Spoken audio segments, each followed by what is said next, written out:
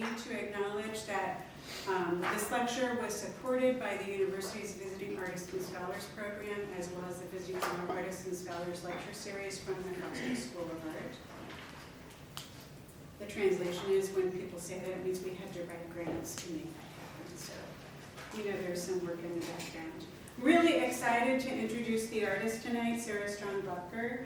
I first met her when she was an undergraduate in the early 2000s, and it's been fascinating to see where her art journey has taken her. She graduated with a BFA with emphasis in painting in 2005 and made it her priority to keep painting after she finished her degree. And just so you know, the only way that happens is that you make it a priority, so remember that, because you're all here because you're creative people. Doesn't mean you have to paint, but be creative any way you can. After graduation, Sara began her career by curating, exhibiting, teaching, and selling her work. She worked in marketing for the Park Trade Center and eventually established the Cherry Tree Studio at her home in Allegan, which was opened last weekend as part of the Arts and Eats tour.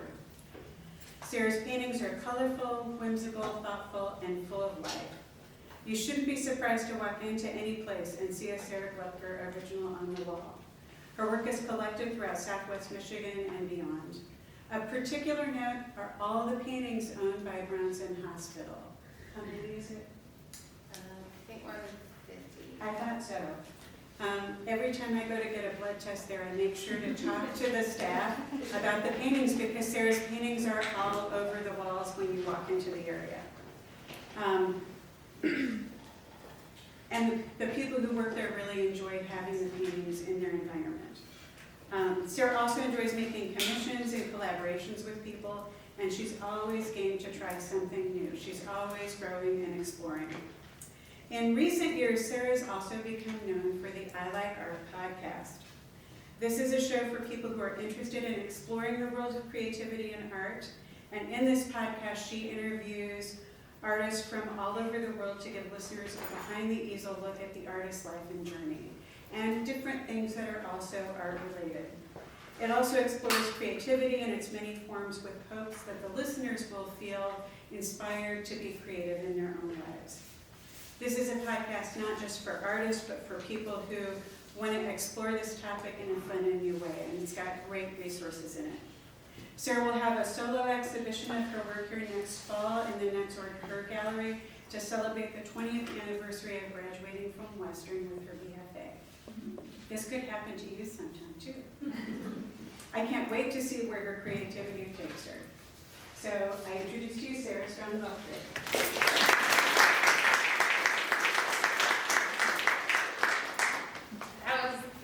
Amazing introduction. Thank you so much, Kat. And I want to thank you, Kat, for writing the grants for me to come in. I taught a workshop here in March with your students, and that was wonderful. And for all of you being here tonight, I know we all have a busy schedule, and in the name of art, I will say yes to everything. So when Kat asked me if I'd be willing to come in and talk to you about my art, and I don't even know if you even told me what it was about. You just asked if I would come in and talk, and I said yes. I definitely feel like my heart is still a part of this university, and for a chance to talk to students, I was here all day today, and I had a chance to talk to students in Kat's class, talk to them about their work, what they want to do after they graduate, and that just lights me up. So I'm just so excited to be here. I have a lot to say. I feel like I'm pretty comfortable talking in front of a group of people after having a podcast and also teaching various painting parties and workshops. And I have so much to say, I'm afraid I'm going to keep you here for 3 hours. So I'm sorry. You're going to have to stay the whole time. Okay. I will be here and I will end this. So the hard thing is sharing my work, and it was very difficult finding after making paintings for 19 years, which I can't even believe I'm saying that, it was really hard to boil it down and not have a 2-hour presentation on just that, because I have created a lot of work. I'm really grateful for that. But I really want to take time and talk to the students and to share what I know, because it's a difficult path being an artist. It's uncertain. It's very different according to the artist. and I want to share what I know there. So I'm gonna apologize a little bit for kind of blasting through the first set of slides that show my work. You're welcome to ask me any questions, email me.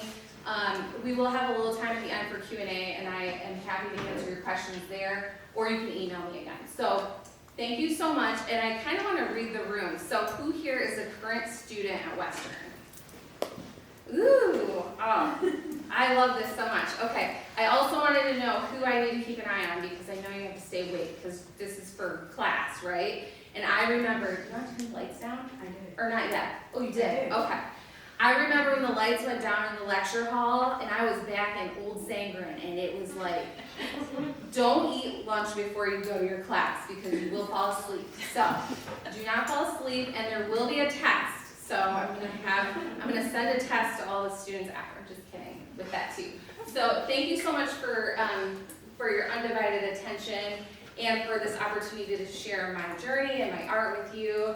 And I'm hoping whether or not you're an art student or you're somebody who's creative, my goal is always to help. Let's keep that little creative spark alive. Whatever your creative medium of choice is, I hope that all of you leave this just feeling a little extra inspired. And I hope that the students here feel like if I can be here tonight talking to you, it's possible for you too. So, let's get started. That's a big intro. Okay, so tonight's talk, we basically did an intro. I'm going to talk about my art business, my podcast, and then the future. And then you'll just see examples of my work. Thank you for being here. Kat did a fantastic job. I think that your intro was so beautiful and it was so nice. I appreciate that. I'm also a wife and mother, and my husband is over there. And this is a fun fact, I actually met him in Kat's class. So thank you, Kat, again. You just never know. You just never know where you're going to meet that person. And so we have 3 daughters, and they're Bronco children, and so I'm hoping they also get a free ride to Western because of that. It's like a Western love match. And so I wanted to also talk about, and I don't have this in my presentation a whole lot, about motherhood and making your art, having a family.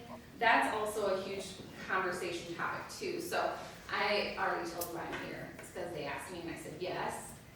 My artist journey. So here's little me, and I am just making my art. And I think ever since I was a kid, I came from pretty humble beginnings, but I don't remember having a lot of toys, but I would have, crayons and markers and tape and paper, and my sister and I were always making stuff, and that really took me all the way through high school, and then decided to go to Western, and met my husband at Western, and then I started, this is interesting, I started the program at Western thinking I'd be an art ed major, and then I changed my mind, and I decided I wanted to get my master's and become a professor.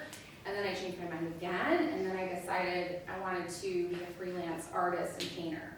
So you can change your mind, people do it, and I finally graduated. I applied for the BFA program, and I graduated in 2005. Look at, there's my husband right there. Yes. I won't point you out in the crowd, but this was my BFA show, and I actually had, I don't know how I convinced my committee that I could have my show off campus. We would have a solo show back then, which was really awesome. And I worked at a picture framing shop, and so I had all these like beautifully framed paintings. And I'm just so darn proud of this girl. I mean, she had no clue what she was getting into, but I had this show, and one thing I want to say is, when I had my show, I had a committee. You guys still have committees, right, for your BFA? Okay. So I had a committee, and then after my show closed, I had a great reception. I had 3 professors. 2 of them are no longer with us. This is how long it's been. It's been a long time.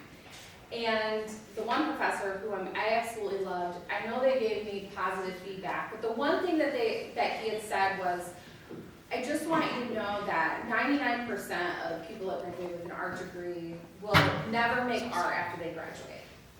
So that's the only thing I remember. They said nice things, they gave me good feedback, and of course with negativity bias, you only remember the bad things, right? And that's how I remember it. And I remember being so furious because if I went in for surgery and my surgeon said 99% of my patients die on the table, like, what? Right? That's crazy. So I made that decision that day that I was going to continue making my art no matter what, and I was going to be not that statistic. And I will say, since I have so many students here today, that this is your chance, right? You decide.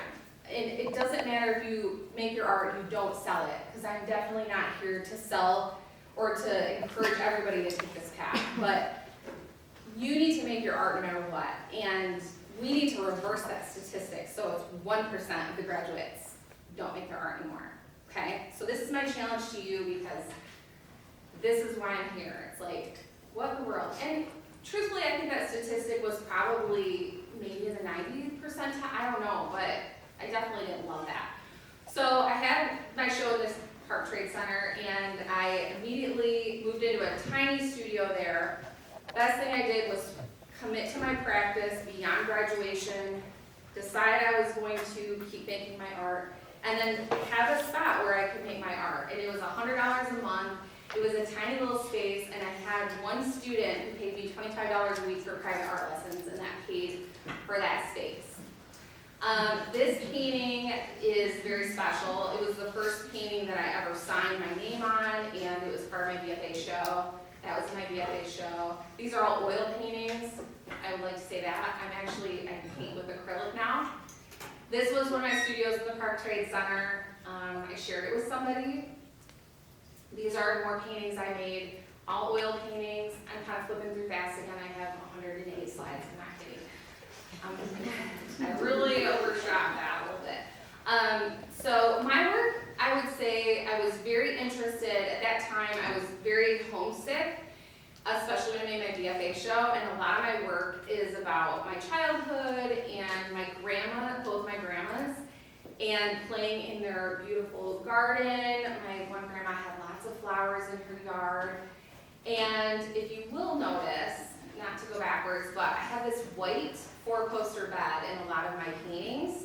And this is actually the bed that I had growing up as a kid. My sister and I shared it, and we would play, it's like Bed Knobs and Broomsticks, that movie. But that icon of the bed is very, it just is a nod to my childhood and being playful.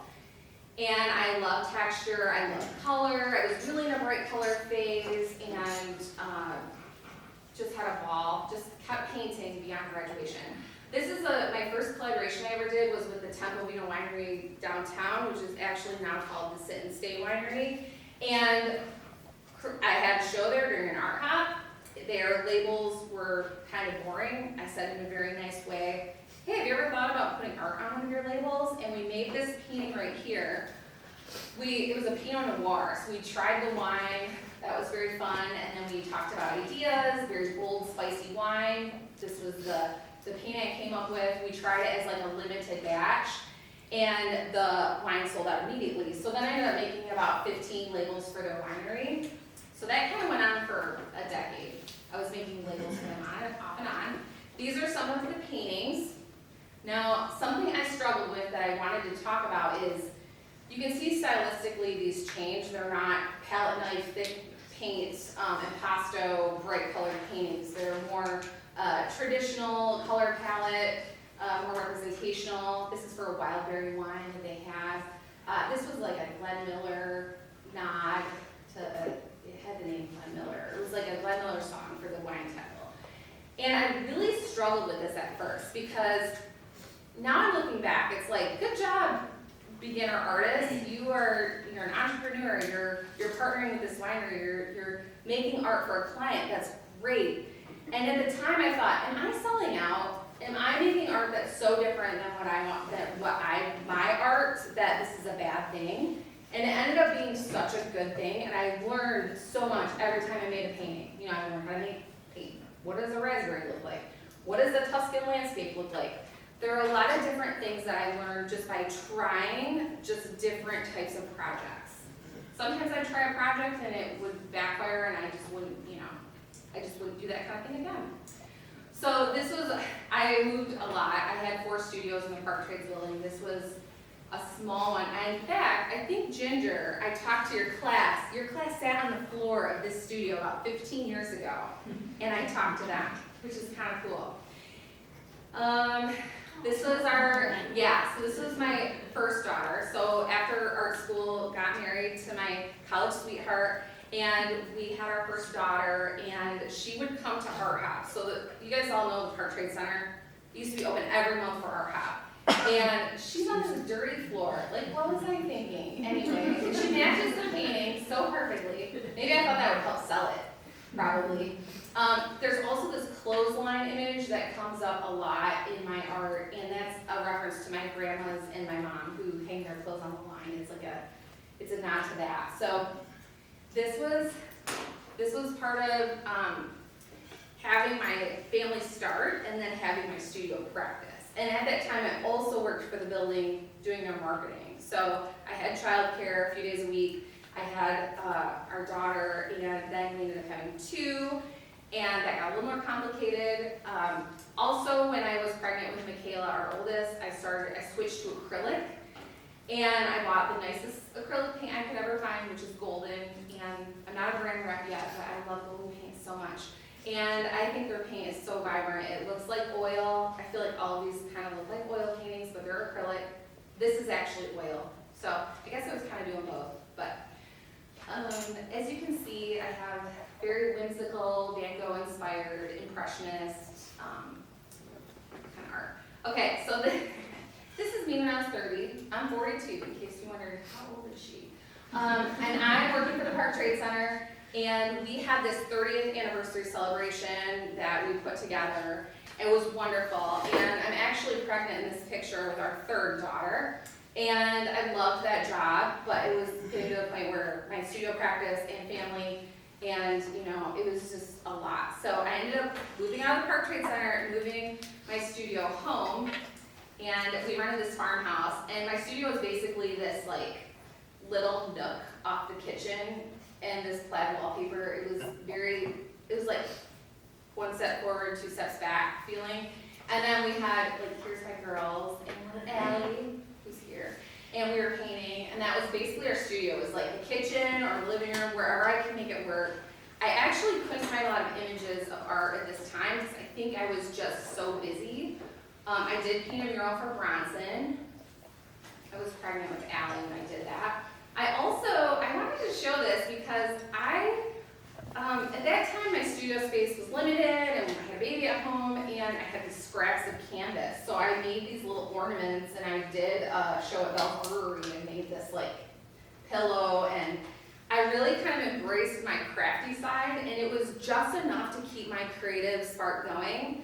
And at that time I thought, oh my gosh, what if, I had this feeling a few times, what if my professors knew I was sewing and I was making cute items, and turns out they didn't care. And it was good because I was able to keep my creative practice going. So I didn't make a ton of money, but it was fun. And then we built a house, and I'm kind of flying through this because I really want to get to the good stuff. And then this is how glamorous my studio turned into. I don't know if this is healthy. Like, not okay. But I was just so excited. I have a corner of our basement with one light bulb and one outlet. It was very dark. It was horrible. And this is where I made my art for 6 years, patiently waiting for my dream studio, which came true. I did have one solo show, I think, in between there, and made all this new art in my dark basement. And these are my adorable girls. All their personalities show through in that picture. Here are some of the paintings. So these paintings were about 2017, 2018, and I feel like they're so joyful yet. I feel like these paintings kind of show how my palette had changed, and motherhood it was like, another thing I had been told when I was in art school was, okay, if you're a female, if you want to have a family, or if you want to have an art career, it's going to be hard to do both. You're going to have to maybe, and Kat didn't say that, but somebody kind of steering me like, if you really want to have a family, it's going to be a really tall order. And I thought, well, I can do that. So art takes longer for me. All my projects take longer. It's fine, and it's worth it. But I want to say that being a mom has really practice in a different way, and I feel like it just brought out this like really soft side of me and this really playful. You don't know how inspiring kids are until you live with them all the time, and all the fun. I just feel like my art had a different layer to it, and it made it better. So there. And then these are the paintings at Bronson that kind of started, and it was just such an amazing. These are all custom, so I worked with the interior designer and matched their flooring and their tapestries and their wall colors. I had all the chips and measured the walls, and we made these special paintings. And then I just felt like I'm this butterfly. I'm just emerging. This is a new painting right before I moved into my new studio. And then these are all paintings I made. I made this painting. These are my daughter's shoes. And I was kind of incorporating words. And then I got to this point where I just stopped caring. I think I was far enough out of art school where I just decided, like, well, who cares what other people think, you know? And make the art that you want to make. And I want to make cute stuff. Like, I want to make the cutest house, and I don't care. I'm going to make pink clouds, and I don't care. And this is the Hamburglar. I don't even care. I don't care. I'm making my art, and you know what? I think the joy that I got from making the art that I was really excited about, it's like putting gasoline on a fire. It's the best. And don't put gasoline on fire, but you get the amount. So then my husband and his dad were here, and they're amazing. They built the studio. And this main part, which I would love to take over someday, not a secret. I'm kidding. I won't do that. But this side part is the studio. It's a 15-foot by 15-foot studio. It's insulated, and it took about 2 years, I think, between building the shell and then building the inside. And it was an investment, and hence the Cherry Tree Art Studio, which is a nod to the cherry orchards that once existed on this property that we live on, that has been in the family for generations. So this is the inside of the studio. If you ever come to my studio, people always say it's smaller in real life than in person, and I think, well, it's perfect. It's just the right size. And it's never this clean. This is how it looked last weekend. Okay, let me back up just a second. So when my youngest was 9 months old, I kind of fell into this thing. My friend asked me to do a painting party at their house, and wine and canvas had already been invented, and I said, sure. And then I ended up, it was so much fun, and I was home with my kids, and I was also waiting tables, and I had lots of side jobs. I had lots of part-time jobs this whole time. Don't let me confuse you. And I ended up doing a painting party and loved it, and then I did so many, like 120 over the next 5 or 6 years. Yes, look at all these brushes, guys. Are you jealous? That's our kitchen counter. That was normal at our house. I would do about one a week. And I went to people's houses. If you're a student and you're looking for a way to make some money, you can teach people how to make a painting. This is a birthday party. And again, I thought, oh my gosh, what if my professors knew that I was teaching painting and people were drinking wine? And what would they think? And you know what? It didn't matter, because I was helping support my family, and I was having fun and getting out of the studio, and it was wonderful. I absolutely loved it.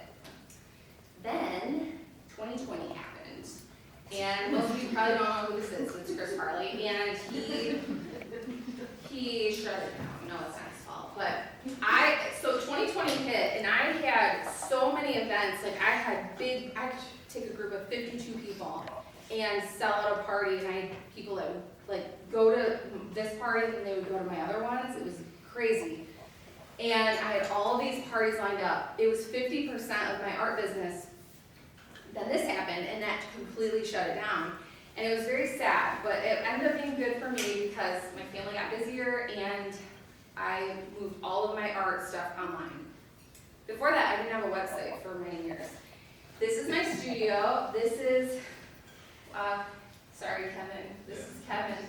He's working. He works for an engineering company in Kalamazoo, and he had to move his desk in the studio. Here's his desk. Here's my easel. Look how close. And I had noise-canceling headphones, and the kids were home doing school, and I still managed to make art, which is kind of crazy, right? I have 3 kids at home doing schoolwork.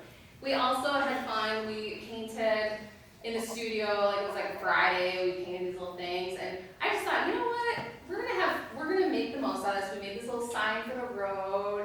They painted that with little hearts, and then one day I snuck out of the studio and I made this painting for myself, one day at a time, because I was like having kids home all the time.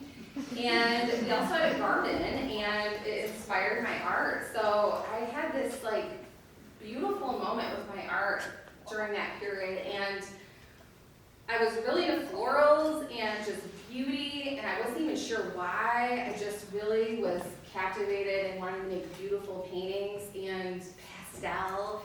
And the Bridgerton series was all pastel. This is the whole Bridgerton palette, I feel. And so I just ran with it, and I thought, well, I'm just going to make these really beautiful, cute paintings, and it's going to be great. And I made this one, and okay, I made that one. That one is kind of like a special painting that I feel like is leading to more paintings like that. Really into cute houses, sunflowers, and this is another painting. Okay, and then these are my new paintings. So this, I feel like these two are kind of, it's like I'm onto something. I feel like cute house, flowers, love that, kind of dreamlike. And then this is kind of like a dream. This is actually like a path along by a soccer field, nothing special, but I put some fun colors in there. So I feel like I'm just allowing myself to make the things I'm excited about. That's a huge theme. I also collaborated with some people. This is Tracy. She's on Instagram. She has this beautiful garden, and we ended up making art for this cottage. And such a cool idea for you guys, because do you know anyone that has an Airbnb? You can make art for it, and then you can have it on the walls and sell it like a gallery, give them a commission, and that's what I do. And so all these paintings have sold, and I get to make new paintings. And this is another collaboration. I made art for this person in New York. Her name's Wendy Conklin, and we sell prints of the paintings. She has a pretty big following, so the past 2 slides I showed you, these are people that are on Instagram, and they have a good sized following, people that might be interested in buying my art.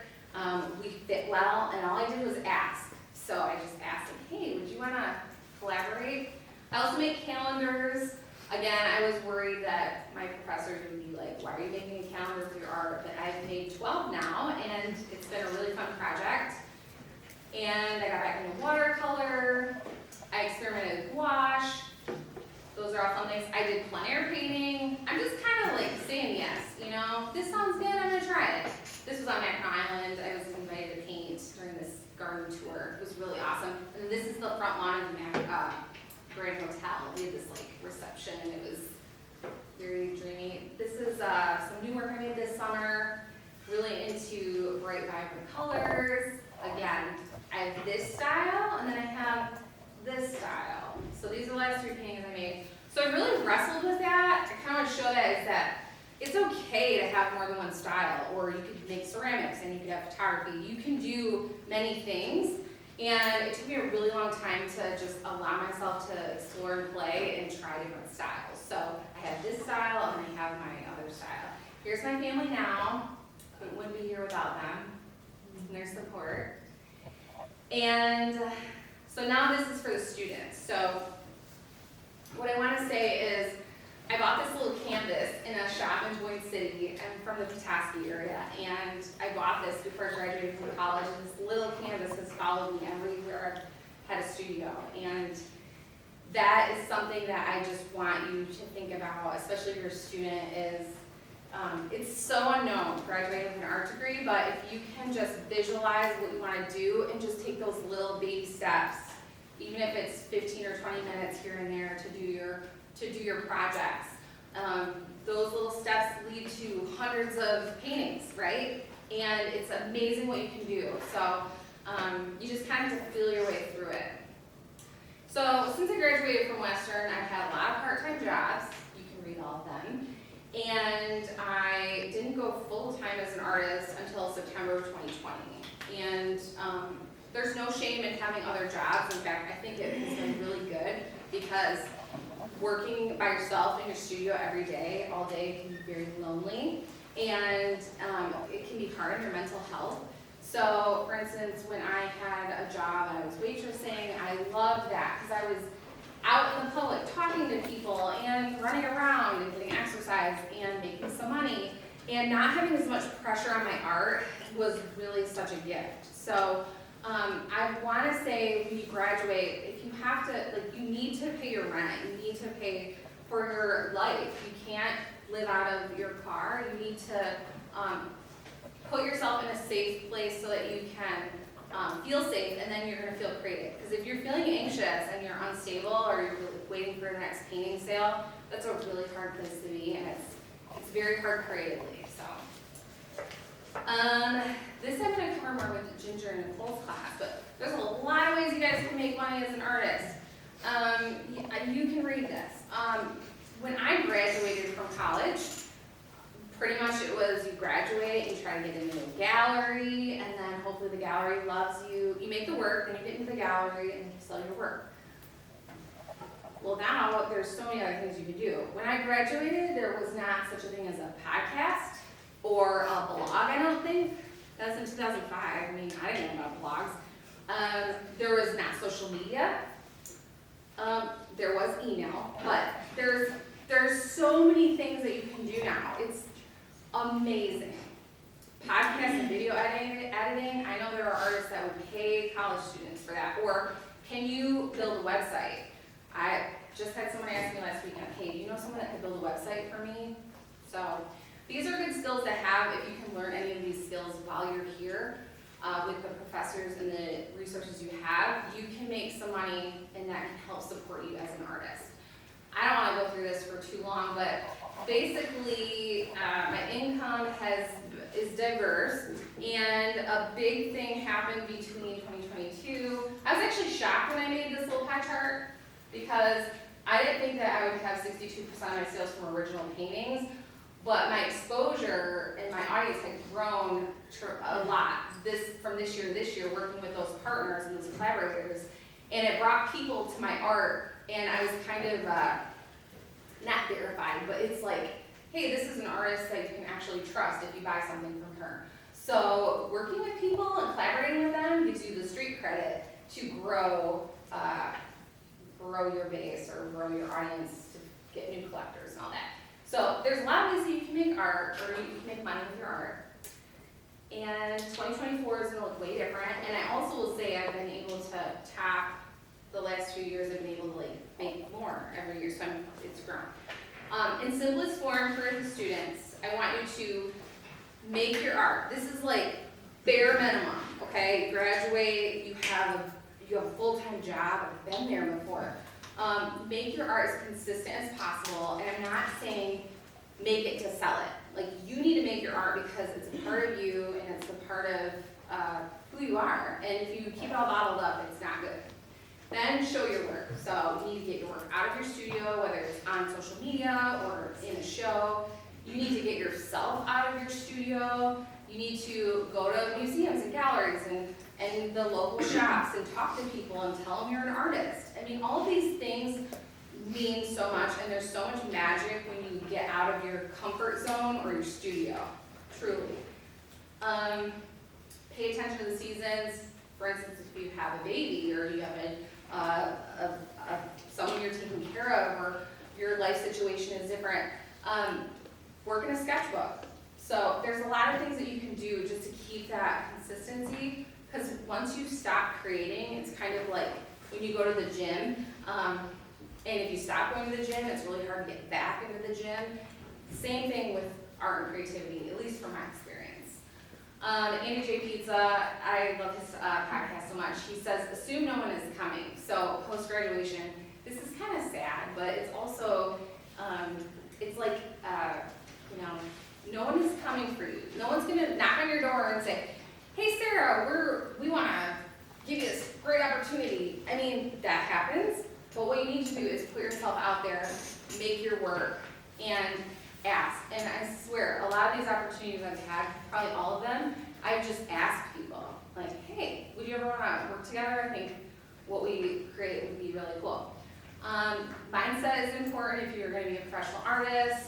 So beyond graduation, reading as much as you can, listening to podcasts, learning from people, because it's definitely a mental game for sure.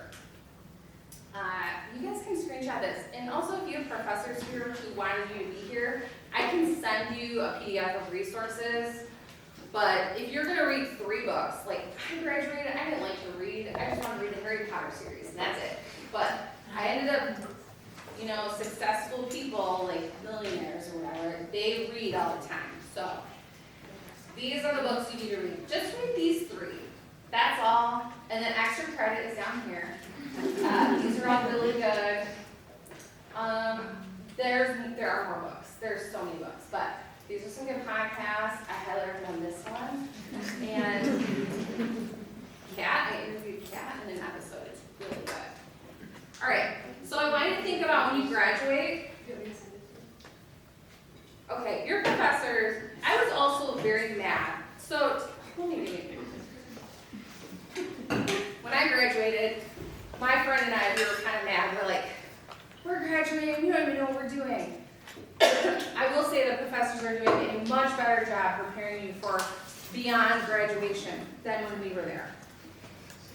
But I also think, now that I'm a parent, I think about, it's like, I really don't know.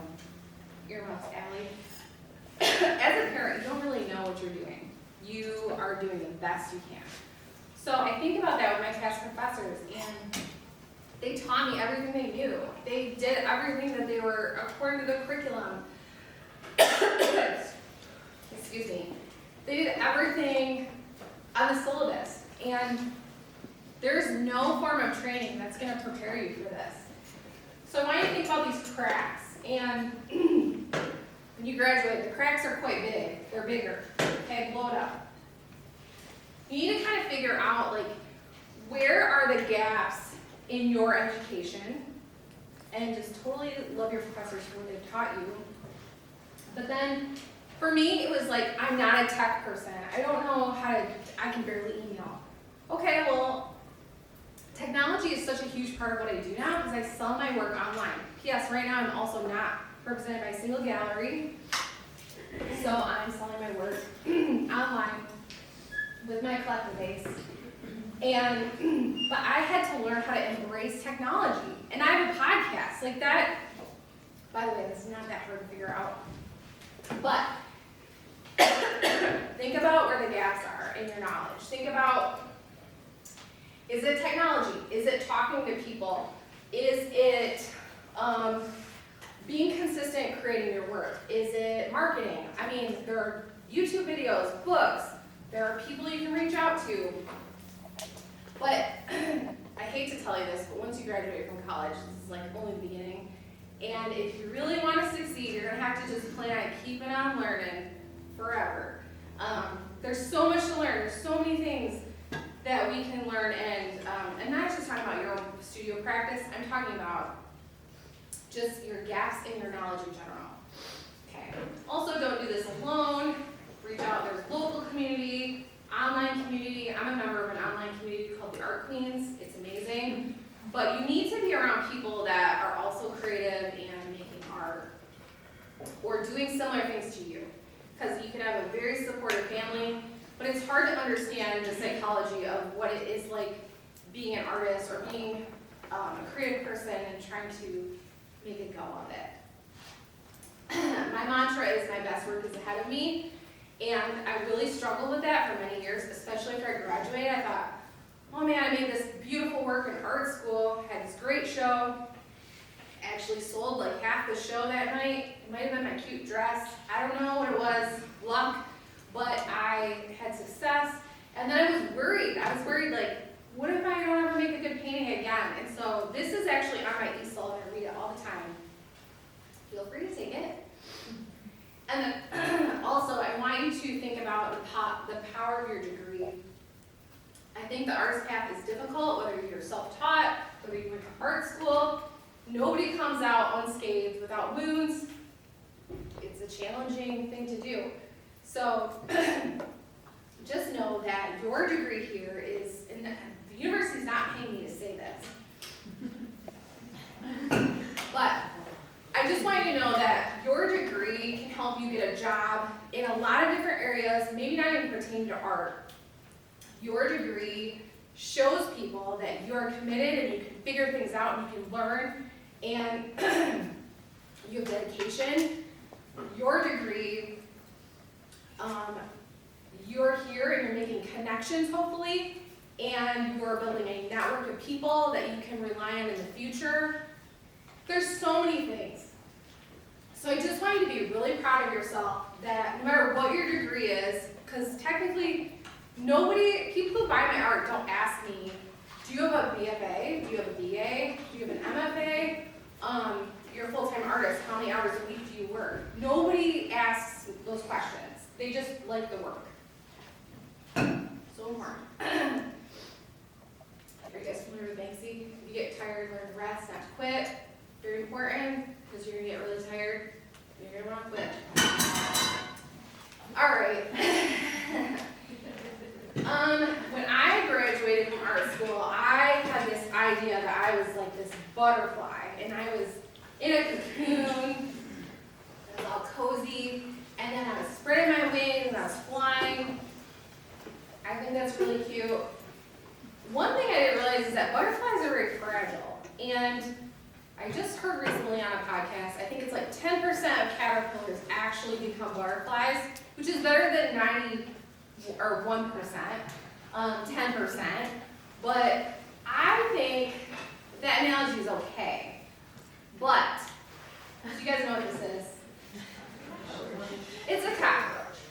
So instead of a butterfly, you guys as art students, you are all cockroaches, okay? You need to be the cockroach.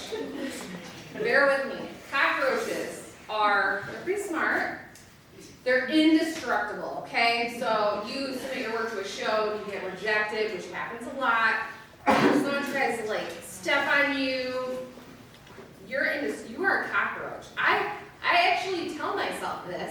It sounds bad. They have a bad rap, but they're kind of cute, right? And it's important because they just live forever, man. And they just do what they do. They don't care. They don't care what people think.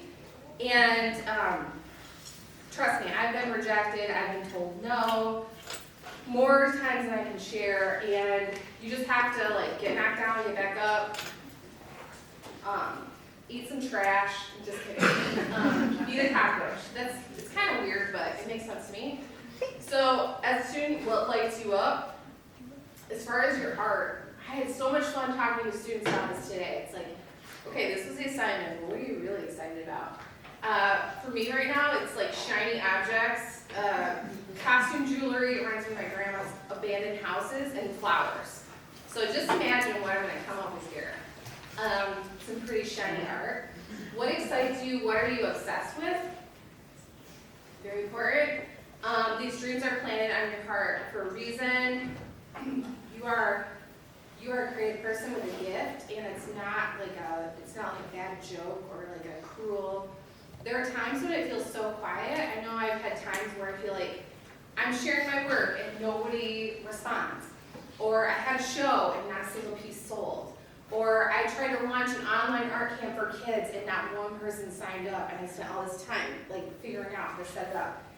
These things happen, and it's just a part of it, and it's not fun, but just know that you're not crazy and you need to keep going. World needs your art now more than ever. You guys all know why. World feels crazy, but the art is so good. Here's my podcast. Why I created the podcast. Kat did such a beautiful job explaining it. I would love for you guys to tune in and share it. It's just a delight to record. I did recording this morning, which was really fun. In the future, I'm having a show Western. Y'all are invited. It's going to be really fun. There might be rhinestones. I don't know. It's going to be. Here's my Pinterest board. I just wanted to give you guys a sneak peek. My Pinterest board, very pastel, shiny, glittery. I'm not copying these images, but these are things, there's something about like, oh, I really like that palette, or I really like this idea. So these are not going to be copies of these paintings, but they're just different things that I really, really like. Like This reminds me of my grandma's swing she had in her yard. And I love the idea of like inside, outside spaces and the clothesline imagery. There's just different things. I have a designated journal and a sketchbook for the show. So when you go to the show, as students, especially, you guys can read my journal as I make the work. And also look at there's my journal. All my secrets will be in here. You can come see it. And then here's the schematic of the gallery. And then because I'm an artist, I had to like redraw it. And then I spilled my water bottle on it and I actually liked it better. So lots of painting ideas. This little 4-poster bed. This is my 4-poster bed when I was a kid. This is a very old photo, obviously, from the 80s or 90s, but I'm hoping I can get this bed, because my parents still have it, and I might have it in the show. And then here's my chicken scratch, crazy drawing. That looks like a meeting of some sort. I think I might have some chairs. I might be naming it Timeline. That's kind of an idea. Okay, last slide. Ooh, I'm doing really good. This is where I grew up, okay? So I grew up, I went to Petoskey schools, but my parents lived like in the nowhere land, kind of by Gwen Mountain. You guys know where the Sky Bridge is? On a dirt road. And I had an hour-and-a-half bus ride, and I would ride the bus home every night, and I would look out the window, and I would think, what the heck is going to happen to me? And I live in this like very country, just beautiful. I would go home and watch Oprah. I think she was my first teacher. But I would just think, like, I'm this random kid in my family. My parents don't know anything about art. My aunt got me into art. It's another story. But I was just so kind of lost. And I ended up at Western. And I just think about this now because I'm not the best painter that ever graduated from Western. I'm not, truly, I've painted a lot and I've improved, but I'm not the best painter. I graduated with Heidi, she's way better at painting than me. Not to embarrass you, but seriously, like your portraits, oh my gosh. I wasn't the best painter. I was just a person that didn't quit.